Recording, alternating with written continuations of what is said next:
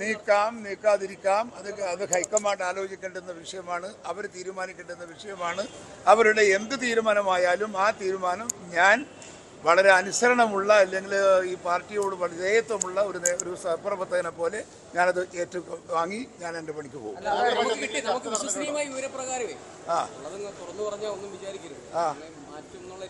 ആയിക്കോട്ടെ, മാറ്റിയാൽ എന്താ കുഴപ്പമോ? മാറ്റിക്കോട്ടെ. AICCക്ക് ഓൾ ഇന്ത്യ കോൺഗ്രസ് കമ്മിറ്റിക്ക് എന്നെ മാറ്റണമെന്നാണെങ്കിൽ ആ മാറ്റൽ സ്വീകരിക്കാൻ ഞാൻ തയ്യാറാണ്. എനിക്കൊരു പ്രശ്നമില്ല, എനിക്കൊരു പരാതിയുമില്ല. തൃപ്തനാണ്. ഞാനിപ്പം തന്നെ രാഷ്ട്രീയത്തിൽ തൃപ്തനാണ്. ആരും പറഞ്ഞിട്ടില്ല, നിങ്ങൾ പറഞ്ഞു. നമസ്കാരം. KPCC അധ്യക്ഷനെ മാറ്റുന്നതുമായി ബന്ധപ്പെട്ടുള്ള ചർച്ച വീണ്ടും സജീവമായിരിക്കുന്നു. സുധാകരന്റെ അതൃപ്തിയിൽ കഴിഞ്ഞ മാസം ചർച്ച നിർത്തിവെച്ചതിന് ശേഷം വീണ്ടും നീക്കം സജീവമാക്കി AICC. ഇക്കുറി സുധാകരനെ കൂടി വിശ്വാസത്തിലെടുത്തുള്ള നീക്കം പാർട്ടി നടത്തുമ്പോൾ താൻ തൃപ്തനാണെന്നും കിട്ടാവുന്നതെല്ലാം കിട്ടിയെന്നും തന്നെ മാറ്റണമെന്നാണെങ്കിൽ അംഗീകരിക്കാൻ തയ്യാറാണെന്നും വാർത്തകൾ ശരിവെച്ചുകൊണ്ട് സുധാകരൻ പറയുന്നു. അനിവാര്യമായ മാറ്റം അംഗീകരിക്കാൻ സുധാകരൻ തയ്യാറായിരിക്കുന്നു. അതോ അധ്യക്ഷനെ മാറ്റാൻ മാസാമാസം മുറ പോലെ നടക്കുന്ന ചർച്ചകളിലെ അപമാനഭാരമാണോ സുധാകരൻ പ്രകടിപ്പിച്ചത്? പരിശോധിക്കാം. നേതൃമാറ്റം ഉറപ്പിച്ചോ? പകരം ആര്? ചർച്ചയിലേക്ക് നമ്മൾ എല്ലാ പ്രേക്ഷകരെയും സ്വാഗതം ചെയ്യുകയാണ്. ഈ ചർച്ചയിൽ എനിക്കൊപ്പം ശ്രീ നിസാം സെയ്ദ്, മാധ്യമപ്രവർത്തകൻ, ശ്രീ ജോർജ് പൊടിപ്പാറ, മാധ്യമപ്രവർത്തകൻ, ശ്രീ ജേക്കബ് ജോർജ്, രാഷ്ട്രീയ നിരീക്ഷകൻ, ശ്രീ ലാൽകുമാർ, ഇടത് സഹയാത്രികൻ എന്നിവരാണ് പങ്കെടുക്കുന്നത്. ആദ്യം ശ്രീ ജോർജ് പൊടിപ്പാറ. കൃത്യം പറഞ്ഞാൽ ഒരു മാസം മുൻപ്, കഴിഞ്ഞ മാസം 25-ന് സുധാകരന് ഉറപ്പ് കിട്ടിയെന്നും ഇനി തെരഞ്ഞെടുപ്പ് വരെ മാറ്റമില്ല എന്നും ആ ഉറപ്പിന്റെ അടിസ്ഥാനത്തിൽ പ്രവർത്തനങ്ങൾ തുടങ്ങിയെന്നും വാർത്ത വരുന്നതാ. ഒരു മാസം പിന്നിടുമ്പോൾ വീണ്ടും ചർച്ചകൾ സജീവം. പകരക്കാരനാര് എന്നുള്ള ചർച്ചകൾ സജീവം. ഏതാണ്ട് ആ ചർച്ചകൾ ശരിവെച്ചുകൊണ്ട് താൻ തൃപ്തനാണ് എന്ന് പറഞ്ഞ് പടിയിറങ്ങാൻ തയ്യാറായി നിൽക്കുന്ന കെ സുധാകരനെ നമ്മൾ കാണുന്നു. അത്രമാത്രം അനിവാര്യമാണോ കോൺഗ്രസിൽ നേതൃമാറ്റം എന്നത്?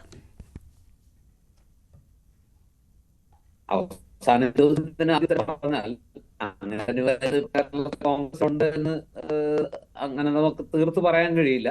പക്ഷെ കുറെ നാളായിട്ട് ഈ ഒരു നേതൃമാറ്റത്തെ കുറിച്ചുള്ള ചർച്ചകൾ കോൺഗ്രസിനകത്ത് നടക്കുന്നുണ്ട്. അത് സംസ്ഥാന തലത്തിലുണ്ട്, ദേശീയ തലത്തിലുണ്ട്. മണിക്കൂർ അകലുകയും ചെയ്യുന്ന ഒരു പ്രഹേളികയാണ് ഈ നേതൃമാറ്റം അല്ലെങ്കിൽ അധ്യക്ഷ സ്ഥാനമാറ്റം എന്ന് പറഞ്ഞാൽ. അങ്ങനെ ഇത് കണ്ടുകൊണ്ടിരിക്കും. കഴിഞ്ഞ മാസം സൂചിപ്പിച്ചതുപോലെ തന്നെ വളരെ വലിയ തോതിൽ മാറ്റുന്നു, അദ്ദേഹത്തിന്റെ കാര്യത്തിൽ തീരുമാനമായി എന്നുള്ള രീതിയിലൊക്കെ വന്നു. പക്ഷെ അതിനകത്തൊരു അന്നുണ്ടായിരുന്ന ഒരു ചർച്ചയും ഇപ്പൊ ഉണ്ടായിരിക്കുന്ന ഒരു പുതിയ ഡെവലപ്മെന്റും തമ്മിൽ കുറച്ച് വ്യത്യാസമുണ്ട്. ആ വ്യത്യാസം എന്താന്ന് വെച്ചാൽ, അന്ന് കേരളത്തിലായിരുന്നു ചർച്ച. കേരളത്തിലെ ഒരു VD സതീശൻ അടക്കമുള്ള നിലകൾ സുധാകരമായിട്ട് പെരുത്ത് അല്ലെങ്കിൽ യോജിച്ച് ഒരുമിച്ച് മുന്നോട്ട് പോകാൻ കഴിയില്ല എന്നൊരു നിലപാടെടുക്കുന്നു. അദ്ദേഹത്തെ അനുകൂലിക്കുന്നവർ ആ നിലപാടെടുക്കുന്നു. അതിനെ VD സതീശനോട് ചേർന്ന് പോകാത്ത അല്ലെങ്കിൽ ആ ആശയത്തോട് യോജിപ്പില്ലാത്തവരെല്ലാം VD സതീശൻ വിരുദ്ധ ക്യാമ്പിലുള്ളവർ പലരും, ഈ പറഞ്ഞ പോലെ ഒരുപാട് നേതാക്കൾ, രമേശ് ചെന്നിത്തല അടക്കമുള്ളവർ ഒരുപാട് പേര് സുധാകരനൊപ്പം മാറേണ്ട ഒരു കാര്യമില്ല, അതുപോലെ ചാണ്ടി ഉമ്മൻ അടക്കമുള്ള അങ്ങനെ കുറെ ആളുകൾ സുധാകരൻ വീട്ടിൽ ചേർന്ന് നിൽക്കുന്ന ഒരുപാട് ആളുകൾ പറയുന്നു സുധാകരൻ മാറുക എന്നുള്ളതല്ല ഇപ്പൊ കോൺഗ്രസിലെ അനിവാര്യത. അങ്ങനെ മാറുകയാണെങ്കിൽ നേതൃത്വരെ ഒന്നടക്കം മാറണം, VD സതീശനടക്കം മാറണം എന്ന് പറയാതെ പറയുന്ന ഒരു കാഴ്ചയൊക്കെ നമ്മൾ കണ്ടു. അങ്ങനെ ഒടുവിൽ സുധാകരൻ അങ്ങനെ അപമാനിതനായിട്ട് പുറത്തു പോകാൻ തയ്യാറായാൽ അതിന് ശരി, അത് തീർച്ചയായിട്ടും അതിന്റെ പ്രതികരണങ്ങൾ ഉണ്ടാവും. അത് പാർട്ടിക്ക് ദോഷം ചെയ്യില്ല, അല്ലെങ്കിൽ അദ്ദേഹം പൊട്ടിത്തെറിക്കുമെന്നും കൂടുതൽ ഗ്രൂപ്പിസത്തിലേക്കും പാർട്ടി കൂടുതൽ പ്രതിസന്ധിയിലേക്കും ഈ രണ്ട് തെരഞ്ഞെടുപ്പുകൾ പടിവാതിൽക്കൽ എത്തി നിൽക്കെയുള്ള നേതൃമാറ്റം പാർട്ടിക്ക് ഗുണമല്ല ചെയ്യുക എന്നൊരു തോന്നലൊക്കെ ആ ഘട്ടത്തിൽ ഉണ്ടാവുകയും തുടർന്ന് അതിനകത്ത് താൽക്കാലികമായിട്ടെങ്കിലും ഒരു നേതൃമാറ്റ ചർച്ചകൾക്ക് ഒരു ശമനം ഉണ്ടാവും, ഒരു വിരാമം ഉണ്ടാവുകയൊക്കെ ചെയ്തു. താൽക്കാലിക വിരാമമാണെന്ന് വേണം ഇപ്പോഴത്തെ അവസ്ഥ കാണുമ്പോൾ നമുക്ക് മനസ്സിലാക്കേണ്ടത്. പക്ഷെ ഇപ്പൊ എന്താ വെച്ചിരിക്കുന്നത് വെച്ചാൽ, ഇപ്പോഴത്തെ ഇനിഷ്യേറ്റീവ് ഹൈക്കമാൻഡിന്റെ ഭാഗത്തു നിന്നുണ്ടായിരിക്കുന്നു. അതായത് അടുത്ത സംസ്ഥാന നേതാക്കളെല്ലാം പങ്കെടുപ്പിച്ചുകൊണ്ട് ഡൽഹിയിൽ തെരഞ്ഞെടുപ്പ് സംബന്ധിച്ച ആലോചനകൾക്കായിട്ട് തെരഞ്ഞെടുപ്പുകളെ സംബന്ധിച്ച് കൃത്യമായ രൂപരേഖ തയ്യാറാക്കാൻ ഈ യോഗം നടക്കുന്നു എന്ന് പറയുന്നു. അതിൽ ഇപ്പോ ഇടഞ്ഞു നിൽക്കുന്ന ജോർജ് പൊടിപ്പാറ, അത്തരം യോഗങ്ങളൊക്കെ നടക്കാനിരിക്കുകയാണ്. വളരെ സജീവമായി തന്നെ തെരഞ്ഞെടുപ്പിനെ എങ്ങനെ നേരിടണം എന്നത് സംബന്ധിച്ചുള്ള ചർച്ചകളൊക്കെ നടക്കുന്നുണ്ട്. ഞാനിവിടെ ചോദിക്കാൻ ആഗ്രഹിക്കുന്നത്, എന്ത് മാറ്റമാണ് കഴിഞ്ഞ ഒരു മാസത്തിനിടയിൽ ഉണ്ടായിട്ടുള്ളത്? അല്ലെങ്കിൽ കഴിഞ്ഞ നിർത്തിവെച്ച ഈ നേതൃമാറ്റം, ഈ സാഹചര്യങ്ങളൊക്കെ പരിഗണിച്ച് നിർത്തിവെച്ചു എന്ന് പറയുന്ന ഈ നേതൃമാറ്റം ഇപ്പോൾ പൊടിതട്ടിയെടുക്കേണ്ട സാഹചര്യം എന്താണ്? സമാനമായ സാഹചര്യം എന്താ? ഒരു ഉപതെരഞ്ഞെടുപ്പ് അടുത്ത് വന്നിരിക്കുന്നു, തദ്ദേശ തെരഞ്ഞെടുപ്പ് വരുന്നു, നിയമസഭാ തെരഞ്ഞെടുപ്പിന് ഒരുങ്ങേണ്ടുന്ന സമയം. അപ്പോൾ ഒരാളെ മാറ്റി നിർത്തിക്കൊണ്ടേ അതിന് പറ്റൂ എന്ന് ഉള്ള എന്ത് അനിവാര്യതയാണ് കോൺഗ്രസിനെ സംബന്ധിച്ചുള്ളത്? അത്രമാത്രം മോശക്കാരനാണോ KPCC അധ്യക്ഷൻ എന്നൊരു ചോദ്യമില്ലേ? തീർച്ചയായിട്ടും ആ ചോദ്യം വളരെ റെലവന്റ് ആണ്, വളരെ പ്രസക്തമാണ്. അതിൽ യാതൊരു സംശയമില്ല. കാരണം സുധാകരനെതിരെ അങ്ങനെ അദ്ദേഹത്തിന്റെ തല കൊയ്യാൻ അദ്ദേഹത്തെ മാത്രം മാറ്റി നിർത്താനുള്ള ഒരു കാരണം അല്ലെങ്കിൽ നമുക്ക് കൃത്യമായിട്ട് ചൂണ്ടിക്കാണിക്കാൻ പറ്റില്ല. കാരണം നേട്ടങ്ങളുണ്ടെങ്കിൽ അത് KPCC അധ്യക്ഷനോട് അവകാശപ്പെട്ടതാണ്. 2021 നിയമസഭാ തെരഞ്ഞെടുപ്പിലെ രാജ്യത്തിന് ശേഷം പിന്നീട് നടന്ന ഉപതെരഞ്ഞെടുപ്പുകളിൽ 4 3 2 വേണമെങ്കിൽ CPM എപ്പോഴും ആവർത്തിക്കുന്ന പോലെ എന്താ പറയാ സഹതാപ തരംഗത്തിൽ കൂടി നേടിയതാണ് പുതുപ്പള്ളിയും അതുപോലെ തന്നെ തൃക്കാക്കരയും. പക്ഷെ എങ്കിലും അത്രമേൽ ഭൂരിപക്ഷം ഒരു സഹതാപം കൊണ്ട് കിട്ടുന്ന കണ്ടിട്ടില്ല. ഇലക്ഷൻ മാനേജ്മെന്റിന്റെയും അതുപോലെ തന്നെ കൂട്ടായ പ്രവർത്തനത്തിന്റെയും ഒക്കെ ഫലം തന്നെയാണത്. എന്നാൽ പാലക്കാടിന്റെ കാര്യത്തിലേക്ക് വരുമ്പോ നിലവിലുള്ള 4000 വോട്ടിന്റെ ഭൂരിപക്ഷത്തെ 18,000 ആക്കി മാറ്റുന്നു. അവിടെ ഒട്ട് അനുകൂലമായ സാഹചര്യം അല്ല പാർട്ടിക്ക് അകത്തും പുറത്തും ഉണ്ടായിരുന്നത്. വളരെ ശക്തമായ പ്രതികൂല ഘടകങ്ങള്, പ്രതിസന്ധികള്, പാർട്ടിക്ക് അകത്തു നിന്നുള്ള മാറ്റങ്ങള്, പാർട്ടിക്കകത്തു നിന്ന് തന്നെ ഒരു പ്രമുഖൻ പോയി ഇടതുപക്ഷത്തിന്റെ സ്ഥാനാർത്ഥിയാകുന്നു. ഇങ്ങനെ ഒട്ടേറെ ഘടകങ്ങൾ ഉണ്ടായിട്ടും രാഹുൽ മാങ്കൂട്ടത്തിലിനെ ഷാഫിയുടെയും ആ ഒരു കോമ്പിനേഷൻ, അതുപോലെ തന്നെ പാർട്ടിയിലെ മഹാഭൂരിപക്ഷം അതിന് സ്ട്രോങ് ആയിട്ടുള്ള പിന്തുണ കൊടുത്തു. കൂട്ടായ പ്രവർത്തനത്തിന്റെ ഫലമായിട്ട് അതിൽ സുധാകരന്റെ അടക്കം അതിൽ ക്രെഡിറ്റ് ഉണ്ട്, സതീശിന് ക്രെഡിറ്റ് ഉണ്ട്, ബാക്കി പാർട്ടിയെ സ്നേഹിക്കുന്ന, പാർട്ടിക്ക് വേണ്ടി പ്രവർത്തിച്ച എല്ലാവർക്കും ആ ക്രെഡിറ്റ് ഉണ്ട്. അപ്പൊ സുധാകരന്റേത് അത്ര മോശപ്പെട്ട ഒരു പ്രവർത്തനം ആയിരുന്നില്ല. ലോക്സഭാ തെരഞ്ഞെടുപ്പിലാകട്ടെ 20-ൽ 18 സീറ്റുകൾ ജയിച്ചു. അതിൽ അദ്ദേഹം തന്നെ കണ്ണൂരിൽ വിജയിച്ച വലിയ എന്താ പറയാ നല്ല ഭൂരിപക്ഷത്തോടെ മിന്നുന്ന തിളങ്ങുന്ന ഒരു ജയം അദ്ദേഹത്തിന്റെ ക്രെഡിറ്റിലുണ്ട്, പേഴ്സണൽ ക്രെഡിറ്റിൽ.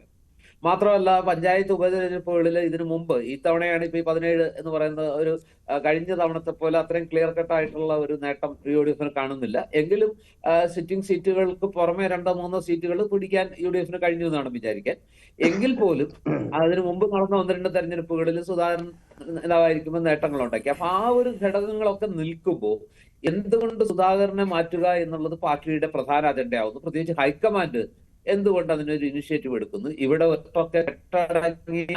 വിവാദം, ഇപ്പൊ ചരിത്രം ഉയർത്തുന്ന പുതിയ പുതിയ വിവാദങ്ങളുടെ പശ്ചാത്തലത്തിൽ ഈ ഇതിനും കൂടി താങ്ങാൻ, ഇതിന്റെ പേരിൽ ഒരു വിവാദം ഉണ്ടായാൽ അത് പാർട്ടിക്ക് വരുന്നൊരു പശ്ചാത്തലത്തിൽ രേണുക ചോദിച്ചതുപോലെ വളരെ പ്രസക്തമായൊരു ചോദ്യമാണ് സുധാകരൻ മാറേണ്ടത് അത്രയിൽ അനിവാര്യമോ? അത് ആർക്കാണ് അനിവാര്യമായിരിക്കുന്നത്? ഹൈക്കമാൻഡിനാണോ, സംസ്ഥാന ഘടകത്തിനാണോ, അതോ പാർട്ടിക്ക് തന്നെയോ എന്ന വലിയ ചോദ്യം തീർച്ചയായും ഞാൻ താങ്കളിലേക്ക് തിരിച്ചെത്താം. ശ്രീ ജേക്കബ് ജോർജ്, ഇവിടെ സുധാകരനെതിരായ ഒരു നേതൃനിരയുടെ തന്നെ നീക്കം സംസ്ഥാനത്തുണ്ടായിരുന്നു എന്നത് വളരെ വ്യക്തമാണ്. അത് AICC അറിയിച്ചതാണ്. അതിനെ തുടർന്നുള്ള ചർച്ചകൾ സുധാകരന്റെ അതൃപ്തിയിൽ നിർത്തിവെക്കുകയാണ്. അത് വീണ്ടും ഒരു മാസത്തിനകം തന്നെ പൊടിതട്ടിയെടുക്കുകയാണ്.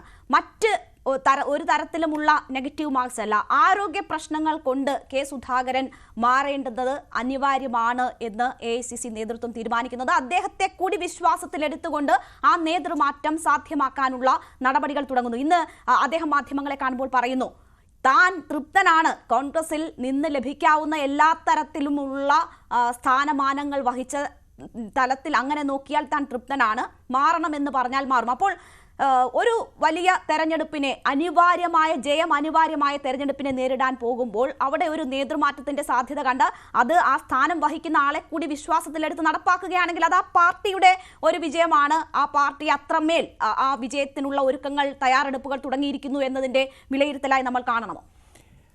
ജോർജ് പടിപ്പാറ പറഞ്ഞതിനോടൊക്കെ ഞാൻ യോജിക്കുന്നു. പക്ഷേ രാഷ്ട്രീയത്തിൽ അതിൻ്റെ അപ്പുറത്ത് ചില യാഥാർത്ഥ്യങ്ങളുണ്ട്. പ്രത്യേകിച്ച് കോൺഗ്രസ് രാഷ്ട്രീയത്തിൽ, കേരളത്തിലെ കോൺഗ്രസ് രാഷ്ട്രീയത്തിൽ. ഒന്നാമത്തെ കാര്യം, കോൺഗ്രസിൽ തിരഞ്ഞെടുപ്പ് നടന്നത് എത്ര കാലമായിരുന്നു? ശരിക്കും ഉചിതം എന്ന് പറയുന്നത് കാലാകാലങ്ങളിൽ കൃത്യമായ ഇടവേളകളിൽ സംഘടനാ തിരഞ്ഞെടുപ്പ് നടത്തി ഭാരവാഹികളെ തിരഞ്ഞെടുക്കുകയാണ്. അത് തന്നെയാണ് അനിവാര്യമായത്. അന്ന് കോൺഗ്രസിനെ കൊണ്ട് പറ്റുന്നില്ല. ദേശീയ തലത്തിലും പറ്റുന്നില്ല, സംസ്ഥാന തലത്തിലും പറ്റത്തില്ല. കുറഞ്ഞ പക്ഷേ കേരളത്തിലെങ്കിലും അത് നടത്തേണ്ടതായിരുന്നു. നടത്താൻ ഹൈക്കമാൻഡോ കേരള സംസ്ഥാന നേതൃത്വമോ ഒരു ഉത്സാഹവും കാണിച്ചിട്ടില്ല. അതാണ് ഒന്നാമത്തെ കാര്യം. രണ്ടാമത്, സുധാകരൻ ഇപ്പം കുറച്ചു കാലമായി ഇരിക്കുന്നു. ഇതിനൊക്കെ ഇത്ര കാലം ഒരു പ്രസിഡന്റിന് ഇരിക്കാം, ഇത്ര കാലം കഴിയുമ്പോൾ മാറണം, അങ്ങനെയൊന്നും ഇല്ലല്ലോ. അതൊക്കെ ഓരോ വരുന്ന പോലെ ഓരോ ആളെ നിയമിക്കുന്നു. അതിനൊന്നും മാനദണ്ഡങ്ങളില്ല. ആരെ വേണം, എന്തു വേണം, അതൊക്കെയാണ് ശരിക്കും പറഞ്ഞാൽ സംഘടനാ തലത്തിൽ കോൺഗ്രസ് നേരിടുന്ന ദൗർബല്യം. ഇതൊക്കെ തന്നെയാണ്. ഇപ്പം ഒരു പ്രസിഡന്റിനെ കൊണ്ടുവരുന്നു, കുറച്ച് കഴിയുമ്പോഴത്തേക്ക് ഇനി അദ്ദേഹം വരട്ടെ, വേറെ ആൾ വരട്ടെ. ഇതിനെന്താണ് എന്തെങ്കിലും ഒരു അളവുകോൽ വേണ്ടേ? ഒരു അളവുകോലുമില്ല, ഒരു കാലാവധിയില്ല. ഇത് ഒരു യോഗ്യത, നിർണയിക്കപ്പെട്ട എഴുതി വെച്ച ഒരു യോഗ്യത അതില്ല. അതൊക്കെയാണ് കോൺഗ്രസിൻ്റെ സംഘടനാപരമായ പ്രശ്നങ്ങൾ. ഞാൻ പറയട്ടെ, ഇപ്പോൾ സുധാകരൻ എൻ്റെ അഭിപ്രായത്തിൽ, എൻ്റെ വ്യക്തിപരമായ അഭിപ്രായമാണ്, ഒരു ഊർജ്ജസ്വലനായ ഒരു നേതാവ് കോൺഗ്രസ് നേതൃത്വത്തിലേക്ക് വരേണ്ടത് കാലഘട്ടത്തിൻ്റെ ആവശ്യമാണ്. ഇന്നത്തെ കാലഘട്ടത്തിൻ്റെ ആവശ്യമാണ്. ഇന്നത്തെ കാലത്തിൻ്റെ ആവശ്യം എന്ന് പറഞ്ഞാൽ ഉടനെ തന്നെ വരാൻ പോകുന്നു തദ്ദേശ തിരഞ്ഞെടുപ്പ്. അത് കഴിഞ്ഞാൽ അധികം താമസിക്കാതെ നിയമസഭാ തിരഞ്ഞെടുപ്പ് വരും. അപ്പോൾ സംഘടന ശക്തമായിരിക്കണം. തിരഞ്ഞെടുപ്പ് പിന്നെ വേറെ ഒരു പ്രധാനപ്പെട്ടൊരു കാര്യം, കേരളത്തിൽ കോൺഗ്രസിൻ്റെ യുവജന വിദ്യാർത്ഥി സംഘടനകൾ വളരെ ദുർബലമാണ്. ആ സംഘടനകളുടെ സ്ഥിതി. അതുകൊണ്ട് ആദ്യം സംഘടന മെച്ചപ്പെടുത്തണം, മാതൃസംഘടന മെച്ചപ്പെടുത്തണം. അത് കെട്ടുറപ്പോടെ പ്രവർത്തിക്കാനുള്ള ശേഷി അതിൻ്റെ നേതൃത്വത്തിനുണ്ടാവണം, പ്രത്യേകിച്ച് പ്രസിഡൻറ്റിനുണ്ടാവണം. അതിനുള്ളൊരു വീക്ഷണമുണ്ടാവണം. ആ വീക്ഷണത്തിൻ്റെ അടിസ്ഥാനത്തിൽ അദ്ദേഹം ഓടി നടന്ന് സഞ്ചരിച്ച് അണികളെ ഇങ്ങനെ ചൂടാക്കി നിർത്താൻ കഴിയണം. അങ്ങനെ കഴിയുന്നില്ല എങ്കിൽ തീർച്ചയായിട്ടും അടുത്ത തെരഞ്ഞെടുപ്പിൽ ഫലം വ്യത്യസ്തമാകും. കാരണം രണ്ട് പരാജയത്തിന് ശേഷം അടുത്ത തെരഞ്ഞെടുപ്പിൽ കോൺഗ്രസിന് പരാജയപ്പെടുക എന്നുള്ളത് ചിന്തിക്കാൻ പോലും പറ്റുന്ന കാര്യമല്ല. അപ്പോൾ കോൺഗ്രസിന് അടുത്ത ഭരണം തിരിച്ചു കിട്ടണമെങ്കിൽ സംഘടനാ തലത്തിൽ നല്ല നേതൃത്വം വേണം, സംഘടനാ തലത്തിൽ നല്ലൊരു പ്രസിഡന്റ് വേണം എന്ന കാര്യത്തിൽ സംശയമില്ല. ഞാൻ നോക്കിയിട്ട് അത് തന്നെയാണ് എനിക്ക് പ്രഥമവും പ്രധാനവുമായിട്ട് പറയാനുള്ളത്. രേണു, തീർച്ചയായും. ശ്രീ ലാൽകുമാർ, ഇവിടെ ഒരു ഊർജ്ജസ്വലനായ പാർട്ടി അധ്യക്ഷന്റെ അനിവാര്യത എന്താണ് എന്നത് ശ്രീ ജേക്കബ് ജോർജ് സൂചിപ്പിച്ചു. 2 ഏജൻസികൾ നടത്തിയ പഠനം വിവിധ വിഷയങ്ങളുമായി ബന്ധപ്പെട്ട് AICCയുടെ മുന്നിലുണ്ട്.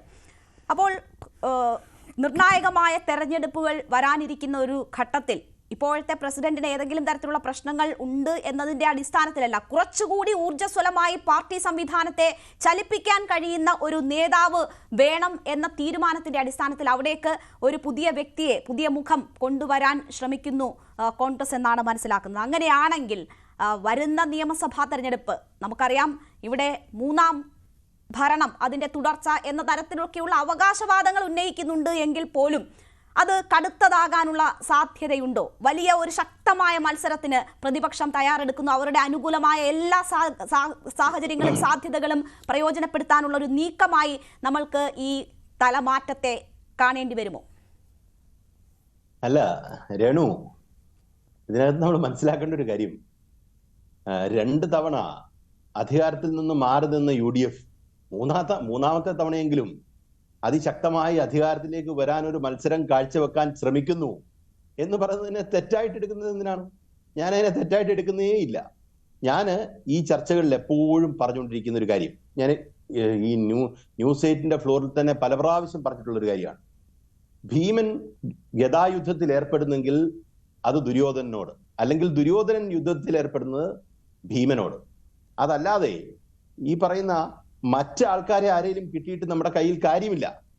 അപ്പം കോൺഗ്രസ് വളരെ ശക്തമായി നിൽക്കേണ്ടത് കാലഘട്ടത്തിന്റെ ആവശ്യമാണ്, CPMന്റെ ആവശ്യമാണ്. എനിക്ക് അതിനകത്ത് ഒരു സംശയമില്ല. CPMനെ സംബന്ധിച്ചിടത്തോളം കോൺഗ്രസുമായി ഫൈറ്റ് ചെയ്ത് തന്നെ ജയിക്കാനാണ് താല്പര്യപ്പെടുന്നത്. നമ്മൾ സൈഡിൽ കൂടെ ഹലോ ഇത് എനിക്ക് ഇതിനകത്ത് വന്ന് കയറി. ഓക്കെ, വേറെ ആൾ വന്നാ. അപ്പം ഞാൻ യുദ്ധത്തിൽ ഏർപ്പെടുന്നെങ്കിൽ എനിക്ക് കേക്കോ അല്ലെങ്കിൽ ദുര്യോധനൻ യുദ്ധത്തിൽ ഏർപ്പെട്ടത് ഭീമനോട്. അതല്ലാതെ ഈ പറയുന്ന ആ സാങ്കേതിക പ്രശ്നം എന്താണ് എന്ന് PCR അത് ക്ലിയർ ചെയ്യാൻ പറയാം. അദ്ദേഹം പറഞ്ഞത് തന്നെ കേൾക്കേണ്ടി വരുന്നു. ഞാൻ പറഞ്ഞു തന്നെ ഞാൻ കേട്ടോണ്ടിരിക്കുകയാണ്. ഇപ്പൊ കുഴപ്പമില്ലെന്ന് തോന്നുന്നു. ഇപ്പൊ ശരിയായി, അപ്പൊ ശരിയായി. പറഞ്ഞോളൂ.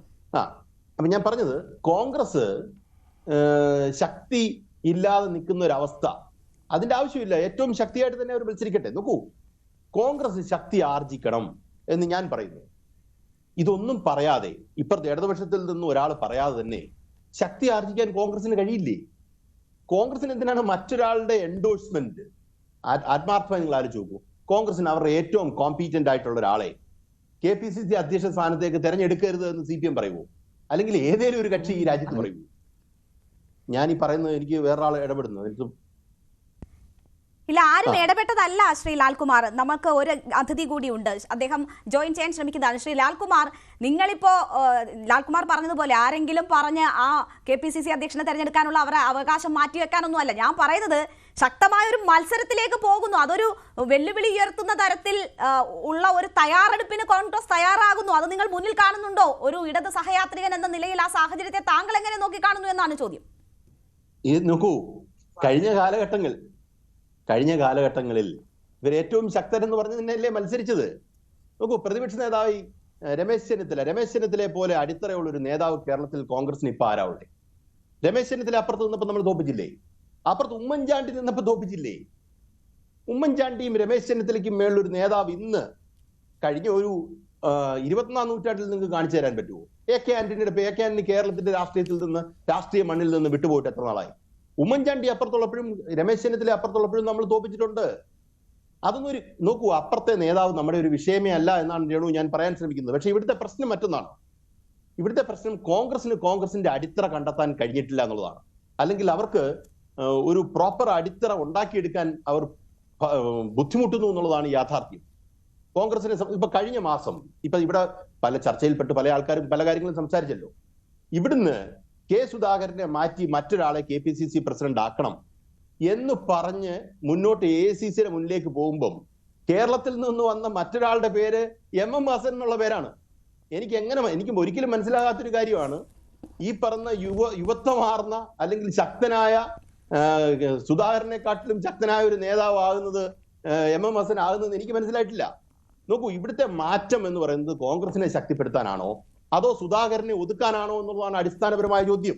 ശരി, സുധാകരൻ തന്നെ ഞാൻ പറഞ്ഞ് അവസാനിപ്പിക്കട്ടെ. കാര്യം ഇടയ്ക്കിടയ്ക്ക് ആൾക്കാർ കയറി സംസാരിച്ചുകൊണ്ട് എന്റെ പോയിന്റ് എനിക്ക് കൺവേ ചെയ്യാൻ പറ്റിയിട്ടില്ല പ്രോപ്പർലി. എനിക്ക് ഒരു 2 മിനിറ്റ് കൂടി തന്നാൽ മതി. ഇപ്പൊ ഞാൻ പറഞ്ഞു വന്നത്, ഇവിടെ കുറെ നാളുകളായി നടക്കുന്ന കാര്യങ്ങൾ ഇപ്പൊ ഹൈക്കമാൻഡ് ഇടപെടുന്നു. ആരാണ് ഈ ഹൈക്കമാൻഡ്? കേരളത്തിലെ നോക്കുമ്പോൾ കേരളത്തിലെ ഗ്രാസ് റൂട്ട് ലെവലിലെ പൊളിറ്റിക്സ് ഹൈക്കമാൻഡ് എങ്ങനെയാണ് അനലൈസ് ചെയ്യുന്നത്? ഹൈക്കമാൻഡ് അനലൈസ് ചെയ്യുന്നത് KC വേണുഗോപാൽ വഴി അല്ലെങ്കിൽ സതീശൻ വഴിയാണ്. കാര്യം അവർക്ക് മാറ്റേണ്ടത് K. സുധാകരനെ ആയതുകൊണ്ട് K. സുധാകരന്റെ റൂട്ട് വഴി ഒരു പ്രോപ്പർ ഇൻഫർമേഷൻ കിട്ടത്തില്ലായിരിക്കാം.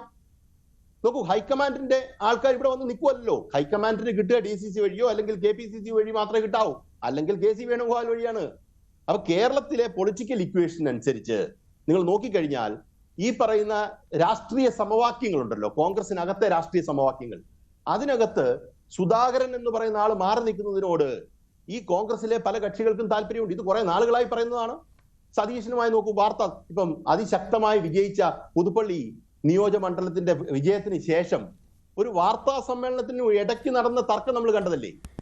അപ്പൊ ഇവർ തമ്മിൽ ഏതാണ്ട് വലിയ ശത്രുത പോലെ തന്നെ വഴക്ക് നിലനിൽക്കുന്നു എന്നുള്ളതൊരു യാഥാർത്ഥ്യമാണ്. നേരത്തെ അങ്ങനെ കോൺഗ്രസിനകത്ത് ഞാൻ കണ്ടിട്ടില്ല. ഇവർ വളരെ പ്രകടമായി വെളിയിൽ വന്ന് വാർത്താ സമ്മേളനത്തിൽ പോലും അവർ തമ്മിലുള്ള ഒരു ബുദ്ധിമുട്ട് വ്യക്തമാക്കുന്ന ഒരു സാഹചര്യമുണ്ട്. അങ്ങനെ നിൽക്കുന്നത് വഴി ഇപ്പൊ ഹൈക്കമാൻഡ് തീരുമാനിക്കുന്ന പറഞ്ഞാൽ ഞാൻ മനസ്സിലാക്കുന്നത് KC വേണുഗോപാൽ രാഹുൽ ഗാന്ധിയോട് പറഞ്ഞു എന്നാ. അല്ലാതെ ഹൈക്കമാൻഡ് അവിടെ ഒരു വലിയ സംഭവമായിട്ടിരുന്ന് ഇവിടുത്തെ കാര്യങ്ങൾ മൊത്തം നിരീക്ഷിച്ച് ഗ്രാസ് റൂട്ടിലെ കാര്യങ്ങൾ മനസ്സിലാക്കിയതൊന്നും അല്ല. യഥാർത്ഥത്തിൽ സുധാകരനെ അവർക്ക് മാറ്റണമായിരുന്നു. സുധാകരനെ മാറ്റിക്കഴിഞ്ഞാൽ എന്താണ് പ്രശ്നം? ഇവർക്ക് ഒരു ആർബിട്രറി ആക്ഷൻ എടുത്തു കഴിഞ്ഞാൽ എന്താണ് പ്രശ്നം? സുധാകരൻ എവിടെ നിൽക്കും എന്നുള്ള കാര്യത്തിൽ അവർക്ക് സംശയമുണ്ട്. അതുകൊണ്ടാണ് ഇപ്പൊ വിട്ടുപിടിച്ചത്. അതുകൊണ്ടാണ് സുധാകരനെ കൂടെ ബോധ്യപ്പെടുത്തിക്കൊണ്ടുണ്ട്. ഇൻഎഫിഷ്യന്റ് ആയതുകൊണ്ടാണല്ലോ അദ്ദേഹത്തിനെ മാറ്റേണ്ടി വരുന്നത്. ആണല്ലോ, അദ്ദേഹം ഇഫക്റ്റീവ് അല്ല എന്നുള്ളത് കൊണ്ടാണ് അദ്ദേഹം മാറ്റേണ്ടി വരുന്നത്. ഇഫക്റ്റീവ് അല്ല എന്ന് ഇവരെങ്ങനെ കണ്ടുപിടിച്ചു? ഇവർക്ക് ഇലക്ഷൻ റിസൾട്ട് വെച്ച് നോക്കുകയാണെങ്കിൽ കോൺഗ്രസിന്റെ വക്താക്കൾ തന്നെ ഈ ചാനൽ ചർച്ചകളിൽ മൊത്തം ക്ലെയിം ചെയ്യുന്നത് അതിമനോഹരമായി കോൺഗ്രസ് മുന്നോട്ട് നീങ്ങുന്ന ഒരു രാഷ്ട്രീയ സാഹചര്യം കേരളത്തിലുണ്ട്. അങ്ങനെ VD സതീശന് മാത്രമായിട്ട് ക്രെഡിറ്റ് എങ്ങനെ കിട്ടും? പൊടിപ്പറ സാർ ചോദിച്ചതുപോലെ എങ്ങനെ VD സതീശന് മാത്രമായിട്ട് ആ ക്രെഡിറ്റ് കിട്ടും? അതിന് KPCC അധ്യക്ഷന് കിട്ടാത്ത ഒരു ക്രെഡിറ്റ് എങ്ങനെയാണ് VD സതീശന് കിട്ടുന്നത്? അപ്പൊ VD സതീശൻ അത് മൊത്തം ഹൈജാക്ക് ചെയ്യാൻ ശ്രമിക്കുന്നു എന്നുള്ളതാണ് കേരളത്തിന്റെ രാഷ്ട്രീയ മണ്ഡലത്തിൽ, കോൺഗ്രസിന്റെ രാഷ്ട്രീയ മണ്ഡലത്തിൽ നടക്കുന്നു എന്നുള്ളതാണ് സത്യം. ശരി, കേരളത്തിലെ കോൺഗ്രസ് നേതൃത്വത്തിലെ സുധാകരൻ വിരുദ്ധ ചേരിയുടെ നീക്കം വിജയം കാണുന്നതാണ്. സുധാകരന് പുറത്തേക്കുള്ള വഴി ഒരുക്കുന്നത്, സുധാകരനെ ഒതുക്കുന്നു എന്നതാണ് അദ്ദേഹത്തിന്റെ നിരീക്ഷണം. ഞാൻ മറ്റതിഥികളിലേക്ക് കൂടി തിരിച്ചെത്താം ഇടവേളയ്ക്ക് ശേഷം.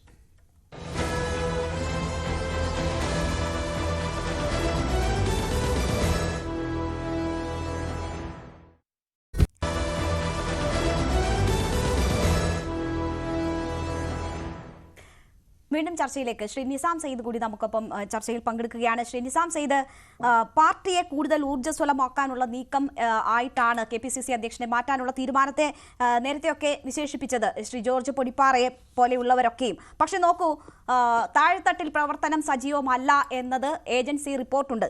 ഈ KPCC അധ്യക്ഷൻ KPCC ഭാരവാഹികളെ പുനഃസംഘടന സംബന്ധിച്ചുള്ള ആവശ്യം നേതൃത്വത്തിന് മുന്നിൽ വെച്ചു, നടന്നില്ല. DCC പുനഃസംഘടനയുടെ കാര്യം അതിനുവേണ്ടിയുള്ള ശ്രമങ്ങൾ നടന്നു, അത് നടന്നിട്ടില്ല. ഒഴിഞ്ഞുകിടക്കുന്ന പദവികൾ നികത്തിയിട്ടില്ല. അതൊന്നും ചെയ്യാതെ സംഘടന പുനരുജ്ജീവിപ്പിക്കാൻ അധ്യക്ഷനെ മാറ്റുന്നത് മാത്രമാണ് പരിഹാരം എന്ന ഒരു തീരുമാനത്തിലേക്ക് AICC എത്തിയത് എങ്ങനെയായിരിക്കും? അവിടെ സുധാകര വിരുദ്ധ പക്ഷത്തിന്റെ വിജയമായി ഈ നേതൃമാറ്റം നടക്കുകയാണെങ്കിൽ അതിനെ വ്യാഖ്യാനിക്കാൻ ഇടവരില്ലേ? സുധാകര വിരുദ്ധ പക്ഷത്തിന്റെ ഒരു വിജയമായി വ്യാഖ്യാനിക്കുക എന്നത് വളരെ ലളിതമായ, വളരെ ഉപരിപ്ലവമായ ഒരു കാര്യമായിരിക്കും എന്നാണ് എന്റെ വിശ്വാസം. ഈ ചോദ്യത്തിന് ഉത്തരം പറയുമ്പോൾ സുധാകരൻ പ്രസിഡന്റായ ഒരു സാഹചര്യത്തെക്കുറിച്ച് നാം ആലോചിക്കണം. തുടർച്ചയായി 2 തെരഞ്ഞെടുപ്പ് പരാജയങ്ങൾക്ക് ശേഷം കോൺഗ്രസ് പ്രവർത്തകർക്കും കോൺഗ്രസ് അണികൾക്കും പൂർണ്ണമായി ആത്മവിശ്വാസം നഷ്ടപ്പെട്ട ഒരു ഘട്ടത്തിലാണ് സുധാകരൻ KPCC പ്രസിഡന്റ് ആകുന്നത്.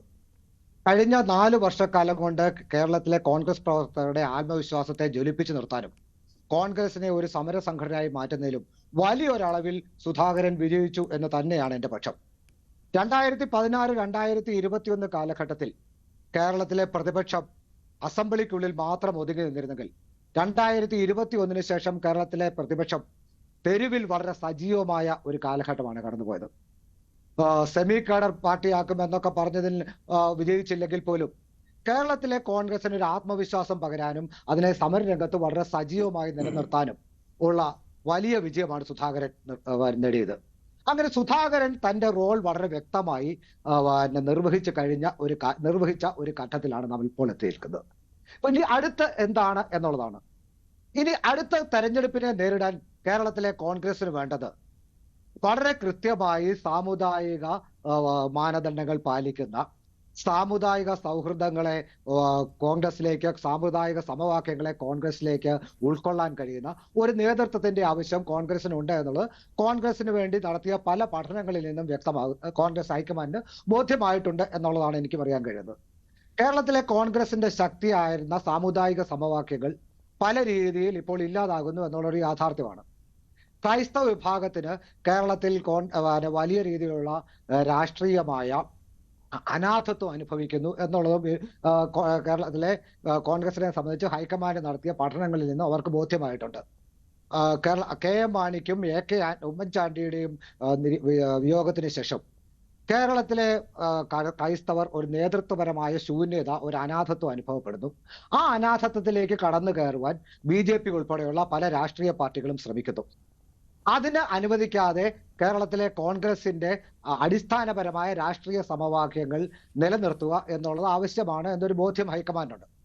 അതുപോലെ തന്നെ നാം എന്തൊക്കെ പറഞ്ഞാലും പിണറായി വിജയനെ സംബന്ധിച്ചിടത്തോളം പിണറായി വിജയൻ കഴിഞ്ഞ കുറെ കാലമായി നടപ്പിലാക്കിയിട്ടുള്ള ഒരു കാര്യം മാർക്സിസ്റ്റ് പാർട്ടിയുടെ പരമ്പരാഗതമായ രീതികൾ ഒഴിവാക്കി സാമുദായിക നേതാക്കന്മാരുമായി നേരിട്ട് ബന്ധം സ്ഥാപിച്ച് ആ സാമുദായിക നേതാക്കന്മാരെ CPM-ലേക്ക് അടുപ്പിക്കാനുള്ള ഒരു ബോധപൂർവമായ സമയം, ഒരു സോഷ്യൽ എഞ്ചിനീയറിംഗ്. പരമ്പരാഗതമായി CPM അത്തരം കാര്യങ്ങൾ ചെയ്യാറില്ലായിരുന്നു. EMS-ന്റെ ഒക്കെ കാലത്ത് നമുക്ക് സംഭവിച്ചിരുന്ന അറിയാം. EMS ഒന്നും സാമുദായിക നേതാക്കന്മാരുടെ തോളിൽ കൈയിട്ടുകൊണ്ടല്ല സോഷ്യൽ എഞ്ചിനീയറിംഗ് നടത്തിയിരുന്നത്. അവർ നേരിട്ട് സമുദായത്തിലെ ജനങ്ങളോട് സംവദിക്കാനാണ് തയ്യാറായിട്ടുള്ളത്. പക്ഷെ പിണറായി വിജയൻ ശ്രമിക്കുന്നത് കാന്തപുരം അബൂബക്കർ മുസ്ലിയാരുടേതാവട്ടെ, അല്ലെങ്കിൽ ജിഫ്രി തങ്ങളുടേതാവട്ടെ, വെള്ളാപ്പള്ളി നടേശ്വരി ആവട്ടെ, ഇങ്ങനെയൊക്കെയുള്ള സാമുദായിക നേതാക്കന്മാരെ ഒത്തുനിർത്തിക്കൊണ്ട് സോഷ്യൽ എഞ്ചിനീയറിംഗ് നടത്താനാണ് ശ്രമിച്ചത്. അതിനെ നേരിടാൻ കഴിയുന്ന, അതിനെ തടയിടാൻ കഴിയുന്ന ഒരു സോഷ്യൽ എഞ്ചിനീയറിംഗ് നടത്തുവാൻ കഴിവുള്ള ഒരു കോൺഗ്രസ് നേതൃത്വം, ഒരു നേതൃത്വം കോൺഗ്രസിന് ഉണ്ടാവണം എന്ന് കോൺഗ്രസ് നടത്തിയ വിവിധ പഠനങ്ങളിൽ നിന്നും ബോധ്യമായിരിക്കുന്നു എന്നുള്ളതാണ് എനിക്ക് മനസ്സിലാക്കാൻ സാധിച്ചിരിക്കുന്നത്. അതുകൊണ്ട് ശ്രീ നിസാം സെയ്ദ്, ഞാൻ ഒന്ന് ഇടപെട്ടോട്ടെ. നോക്കൂ, ഈ രണ്ടാം പിണറായി സർക്കാരാണ് ഇപ്പോൾ ഭരിക്കുന്നത്. അതിനിടയിൽ കടന്നുപോയിട്ടുള്ള തെരഞ്ഞെടുപ്പുകൾ ഉൾപ്പെടെ ഉണ്ട്. ഈ ഇടതുപക്ഷം ആ തരത്തിലുള്ള സോഷ്യൽ എഞ്ചിനീയറിംഗ് അല്ലെങ്കിൽ തെരഞ്ഞെടുപ്പുകൾ മുന്നിൽ കണ്ടുകൊണ്ടുള്ള നീക്കങ്ങളൊക്കെ നടത്തുന്നു. അതിനെയൊക്കെ ഫലപ്രദമായി നേരിട്ട കോൺഗ്രസ് നേതൃത്വമാണല്ലോ ഇവിടെയുള്ളത്. അങ്ങനെയാണല്ലോ വെപ്പ്. നോക്കൂ, നടന്ന ഉപതെരഞ്ഞെടുപ്പുകളിലെ ജയം, ലോക്സഭാ തെരഞ്ഞെടുപ്പിലെ മിന്നൻ ജയം, ഇതിനൊക്കെ KPCC അധ്യക്ഷൻ എന്ന നിലയിൽ കെ സുധാകരന്റെ പങ്കും നിർണായകമാണല്ലോ. ഇപ്പോൾ അസാമിൽ മാറ്റുന്നു, നേതൃമാറ്റം വരുന്നു. 2 തെരഞ്ഞെടുപ്പ് നടക്കുന്ന ഇടങ്ങളിലും മാറ്റം വരണമെന്നുണ്ടെങ്കിൽ അവിടെ ഇതല്ല റിസൾട്ട്. അവിടെ ഉണ്ടായിട്ടുള്ള ഉപതെരഞ്ഞെടുപ്പുകളുടെ റിസൾട്ട് ഇതല്ല. അവിടെ ലോക്സഭാ തെരഞ്ഞെടുപ്പിൽ ഉണ്ടായിട്ടുള്ള റിസൾട്ട് ആശാവഹമല്ല. ആ ഒരു സാഹചര്യത്തിൽ അസമിൽ വേണമെങ്കിൽ ഒരു നേതൃമാറ്റം അങ്ങനെ പറയാം. പക്ഷെ അതിനെ കേരളത്തിലെ സാഹചര്യവുമായി എങ്ങനെ ബന്ധപ്പെടുത്താൻ കഴിയും? മാത്രവുമല്ല, ഒരു സാമുദായിക ഇക്വേഷൻ ശരിയാക്കൽ എന്ന തരത്തിൽ ബലി കൊടുക്കേണ്ടയാളാണോ KPCC അധ്യക്ഷൻ? അദ്ദേഹത്തെ ബലി കൊടുക്കുന്നു എന്നൊരു ധാരണ വരുത്താതിരിക്കാനായിട്ടാണ് കഴിഞ്ഞ ഒരു മാസമായി തുടർച്ചയായി ചർച്ചകളും അത്തരം ഒരു പ്രക്രിയ വളരെ സജീവമായി നടക്കുകയും ചെയ്യുന്നുള്ളതാണ് എനിക്ക് ബോധ്യമാകുന്നത്. കാരണം കഴിഞ്ഞ ഒരു മാസമായി കഴിഞ്ഞ കുറെ നാളുകളായി വാർത്ത വരുന്നു. പക്ഷെ സുധാകരന്റെ കോൺഗ്രസിലെ രീതികൾ ലാൽകുമാർ പറയുന്നത് പോലെ ഒരാൾ കൂടി തീരുമാനിക്കുന്ന ഒന്നല്ലെന്ന് കോൺഗ്രസിനെ നിരീക്ഷിക്കുന്ന ആർക്കും മനസ്സിലാവും. കോൺഗ്രസിൽ തീരുമാനമെടുക്കുന്ന 1-2 ദിവസങ്ങൾ കൊണ്ടല്ല, അത് നിരന്തരമായ നീണ്ട ഒരു പ്രക്രിയയാണ്. ആ പ്രക്രിയയ്ക്ക് CPM-ലെയോ BJP-ലെയോ പോലെ ഏതെങ്കിലും ഒരു നേതാവ് വിചാരിച്ചാൽ അല്ലെങ്കിൽ ഏതെങ്കിലും ഒരു നേതാവിന്റെ തീരുമാനം അനുസരിച്ച് കാര്യങ്ങളിലേക്ക് എത്താൻ കഴിയില്ല. അത് തുടർച്ചയായ വിചിന്തനങ്ങളിലൂടെ, ചിലപ്പോൾ ആശയ സംവാദങ്ങളിലൂടെ, ആശയവിനിമയങ്ങളിലൂടെ നടക്കുന്ന ഒരു നീണ്ട പ്രോസസ്സാണ്. ആ പ്രോസസ്സ് ചിലപ്പോഴൊക്കെ പാർട്ടിക്ക് ഗുണകരമാകാം, ചിലപ്പോഴൊക്കെ പാർട്ടിക്ക് ദൂഷ്യമാകാം. പക്ഷെ എങ്കിലും അത് വളരെ ഒരു നിരന്തരമായ ഒരു പ്രോസസ്സിലൂടെ മാത്രമേ ഒരു തീരുമാനത്തിലേക്ക് എത്താൻ കോൺഗ്രസ് പോലെ ഒരു ജനാധിപത്യ പാർട്ടിക്ക് കഴിയുള്ളൂ. അങ്ങനെ എടുക്കുമ്പോൾ കെ സുധാകരനെ മാറ്റുന്നുണ്ടെങ്കിൽ അദ്ദേഹത്തിന്റെ എന്തെങ്കിലും പോരായ്മ കൊണ്ടല്ല. ഇപ്പോൾ BJP ക്രൈസ്തവ മേഖലകളിലേക്ക് കടന്നു കയറാൻ നടത്തുന്ന ശ്രമങ്ങളെ ചെറുക്കേണ്ടത് വളരെ അത്യാവശ്യമാണെന്ന് കേരളത്തിലെ കോൺഗ്രസിൽ നിലവിലിരിക്കുന്ന സാഹചര്യത്തിൽ ഹൈക്കമാൻഡിന് ബോധ്യമാകുന്നുണ്ട് എന്നുള്ളതാണ് എനിക്ക് മനസ്സിലാകുന്നത്. അത്തരം ഒരു സാഹചര്യത്തിൽ മാത്രമല്ല, കെ സുധാകരന് ഫലപ്രദമായി പ്രവർത്തിക്കുവാൻ എന്തെങ്കിലും ബുദ്ധിമുട്ടുണ്ടെങ്കിൽ അതിനെ കൂടി മറികടക്കുവാൻ കഴിയുന്ന, അദ്ദേഹത്തെ പൂർണ്ണമായും ഉൾക്കൊണ്ടുകൊണ്ട് വിശ്വാസത്തിലെടുത്തുകൊണ്ട് ഒരു തീരുമാനത്തിലേക്ക് എത്തുക എന്ന ഒരു ഘട്ടത്തിലേക്കാണ് കോൺഗ്രസ് ഹൈക്കമാൻഡ് കടക്കുന്നത്. അതിനെ കെ സുധാകരനെ ഒതുക്കുക എന്നൊക്കെ പറയുന്നത് CPM-ന്റെ ഒരു ദൃഷ്ടിയിലൂടെ മാത്രം കടന്നു പോകുന്നതുകൊണ്ട് നോക്കുന്നതുകൊണ്ട് നിങ്ങൾക്ക് തോന്നുന്നതാണ്. ഇതൊരു അടിയന്തര പ്രശ്നമോ അല്ലെങ്കിൽ നാളെ ഇതുകൊണ്ട് പൊട്ടിത്തെറി ഉണ്ടാകുന്ന ഒരു പ്രശ്നമോ ഒന്നുമല്ല. ഇത് വിവിധ തരം കൂടുതൽ ആളുകളെ കോൺഗ്രസിലേക്ക് ഉൾക്കൊള്ളിക്കുവാൻ, കോൺഗ്രസിന്റെ അടിത്തറ കൂടുതൽ വിശാലമാക്കുവാനുള്ള ഒരു സംവിധാനം മാത്രമാണ്, ഒരു ചർച്ച മാത്രമാണ് എന്നാണ് എനിക്ക് മനസ്സിലാക്കാൻ കഴിയുന്നത്. ശരി. ലാൽകുമാറിന് എന്തോ അതിൽ സൂചിപ്പിക്കാനുണ്ട്. ലാൽകുമാർ, നോക്കൂ, BJP-യുടെ കടന്നുകയറ്റം എന്നത്, അതിന്റെ ഫലം എന്ത് എന്നത് അറിയണമെങ്കിൽ നമുക്ക് ഈ തദ്ദേശ തെരഞ്ഞെടുപ്പും നിയമസഭാ തെരഞ്ഞെടുപ്പും കഴിയണം. ക്രൈസ്തവ മേഖലയിലൊക്കെ ആ രീതിയിലുള്ള ഒരു കടന്നുകയറ്റം BJP-യുടെ ഭാഗത്തു നിന്നും ഉണ്ടാകുന്നുണ്ട് എന്നാണ് കരുതുന്നത്. അതിന് താൽക്കാലികമായി ഒരു അഡ്വാൻറ്റേജ് ഒരു പക്ഷേ ഈ വരുന്ന തെരഞ്ഞെടുപ്പുകളിൽ ഇടതുപക്ഷത്തിനുണ്ടാവുമെങ്കിൽ പോലും അത് ഭാവിയിൽ വലിയ രീതിയിൽ ഉണ്ടാകുന്ന രാഷ്ട്രീയ മാറ്റങ്ങളുടെ തുടക്കമാകും. അത് മുന്നിൽ കണ്ടുകൊണ്ടുള്ളൊരു നീക്കം എന്നതാണ് ശ്രീ നിസാം സെയ്ദ് ഇവിടെ സൂചിപ്പിക്കുന്നത്.